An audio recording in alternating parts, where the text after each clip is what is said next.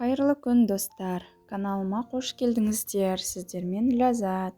Бүгін шаймен ішуге жұмсақ, нәзік болып шығатын сүтте дайындалатын манник жасаймыз.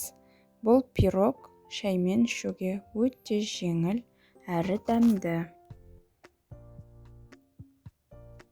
Ыдысымызға шекерді салып, үстіне жұмыртқаны саламыз, жақсылап араластырамыз.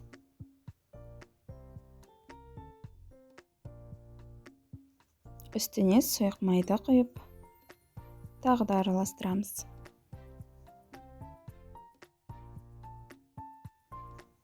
Сүтімізді газге қойып, қайнауға жеткізбей ысытамыз. Үстінен сары майды салып, ерігенше араластырамыз.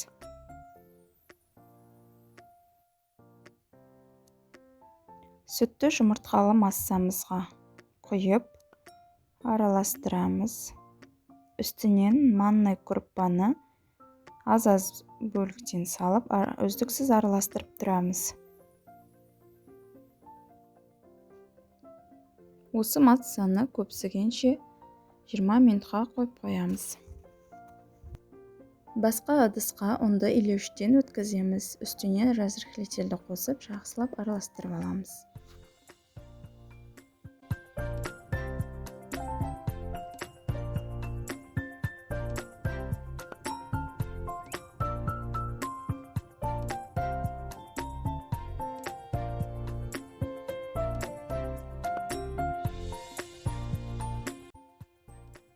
Видеода көріп тұрғандарыңыздай манный крупамыз көпсіді.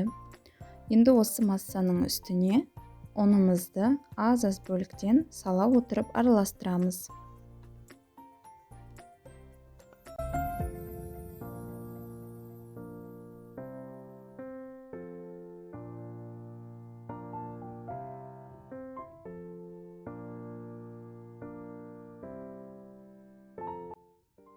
Формамызды маймен майлаймыз, үстіне крупа себеміз.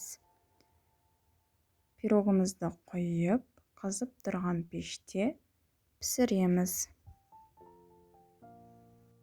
Пирогымыз қызарғаннан кейін піскен-піспегенін спашканың немесе шанышқының көмегімен тексеріп алыңыздар.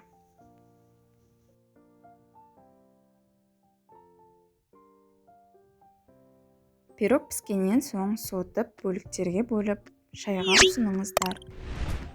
Видео рецепт ұнаған болса, каналыма тіркеліп лайк басуды ұмытпаңыздар.